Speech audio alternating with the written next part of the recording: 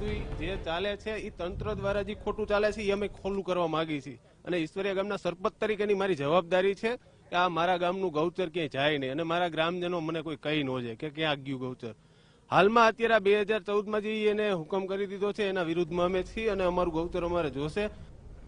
ત્યારે આ જ મામલે વધુ વિગતો મેળવીએ સંવાદદાતા મોહિત ભટ્ટ પાસેથી. મોહિત, ગૌચર કૌભાંડનો આરોપ એક ભાજપના યુવા મોરચાના નેતા ઉપર લાગેલો છે. સાથે ઇન્દ્રનીલ રાજગુરુ અને હાર્દિક પટેલ પણ અહીં ગ્રામજનોની મુલાકાત લેશે અને તેમને સમર્થન આપશે. એક રાજકીય મામલો આ જમીનનો જંગ પકડી રહ્યો છે.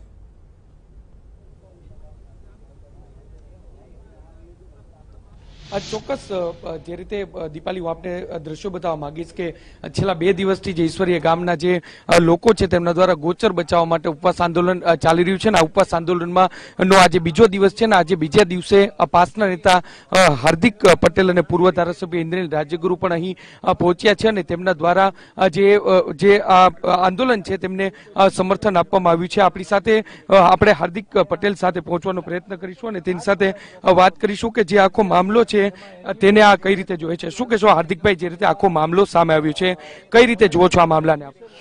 કોઈ ગરીબ પોતાના ગામની અંદર 100 વારનો પ્લોટ જોતો હોય તો એને હજારો ધક્કા ખાવા પડે કલેક્ટર કચેરીના, મામલતદાર કચેરીના, અને 10 એકર જમીન ગૌચરની જમીન વિકાસના નામે એક ભાજપના નેતાને આપી દેવામાં આવી. ખૂબ દુઃખની વાત છે. આ ક્યાંક ને ક્યાંક જે લોકો ગાયને માતા માનીને જે રાજનીતિ કરતા હોય છે એ લોકોએ ગાયની જ જમીન જો કોઈકને આપી દે નેતાઓને તો એ દુઃખની વાત છે સૌથી મોટી. બીજી વાત કે ગામના લોકો 2 દિવસથી ઉપવાસ પર બેઠા છે. ગામના લોકો વાત પણ કરે છે કે અમને પૂછ્યા વગર, ગામના સરપંચને વિશ્વાસમાં લીધા વગર, ગામના સરપંચના ઠરાવ વગર તમે જમીન આપી દો, એ કઈ રીતે યોગ્યતા છે? હાર્દિક પટેલ તેમની સાથે કઈ રીતે રહેશે? હવે દેખો, સ્વાભાવિક રીતે હું રાજકોટ આવ્યો હતો. રાજકોટ આવ્યો મને ખબર પડી કે આવું કોઈ ઇસ્યુ છે. ગામના સરપંચને વાત કરી, મેં કીધું હું આવું તમારા જોડે સમર્થન મારું, તમને કોઈ વાંધો નથી? એમણે કીધું ના કોઈ વાંધો નથી, તો અમે આવ્યા છીએ. અને મેં પહેલા પણ કીધું મને અન્યાય સહન થતો નથી, જ્યાં પણ ખોટું હશે ત્યાં હું જઈશ. ચોક્કસથી અન્યાય ની સામે લડત છે. આપણી સાથે પૂર્વ ધારાસભ્ય ઇન્દ્રનીલભાઈ રાજગુરુ છે, તેની સાથે પણ આપણે વાત કરવાનો પ્રયત્ન કરીશું. ઇન્દ્રનીલભાઈ, શું કહેશો? આખો મામલો છે, આપ પણ સમર્થનમાં આવીએ છો, કઈ રીતે સમર્થન કરશો? રૂપાણી ફેમિલી સંવેદનશીલતાની વાત કરી અને જે લૂંટ ચારે બાજુ મચાવે છે. તક્ષશિલાની 10 એકર જમીન આ ગામની ઓલરેડી તક્ષશિલાના નામથી લીધેલી છે. ટ્રસ્ટમાં અત્યારે એન્જિનિયરિંગ કોલેજ બરાબર ન હાલવાથી લગભગ બંધ થવા જઈ રહેલી હાલતમાં છે.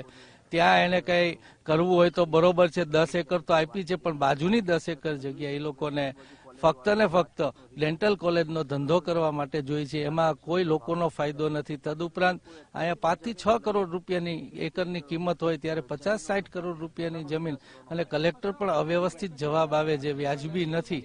ત્યારે આનો વિરોધ કામ કરવા બેઠો છે. એમાં મારો પૂર્ણ સહકાર છે. એ માગશે ગામ એવી રીતના મારો સહકાર છે. અને આ ભ્રષ્ટાચાર સામે અને આ લોકોની માગણી સામે, ગાયને જે હેરાન કરવાની વાત છે એની સામે મજબૂત રીતે અહીંયા આંદોલનમાં હું જોડાઈશ.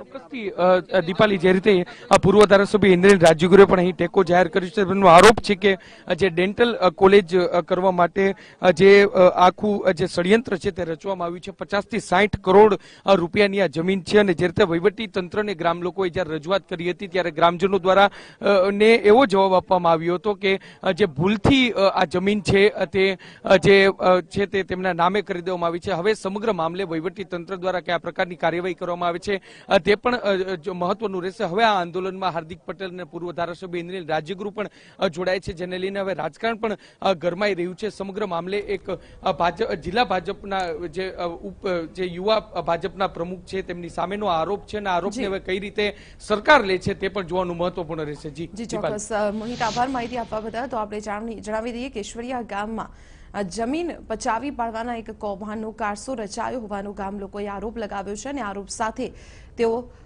ઉપવાસ ઉપર ઉતર્યા છે. 2 દિવસથી ઉપવાસ પર છે. આજે હાર્દિક પટેલ અને પૂર્વ ધારાસભ્ય ઇન્દ્રનીલ રાજગુરુ પણ આ ગામ લોકોને સમર્થન આપવા માટે પહોંચ્યા છે અને આરોપ એ પ્રકારે લગાવવામાં આવ્યો છે કે ભાજપ યુવા મોરચાના જિલ્લા પ્રમુખ પ્રશાંત કુરાદના ટ્રસ્ટ દ્વારા આ જમીન પચાવી પાડવાનો પ્રયત્ન કરવામાં આવ્યો છે. ગૌચરની આ જમીન છે અને તેમને આ જમીન પરત જોઈએ છે.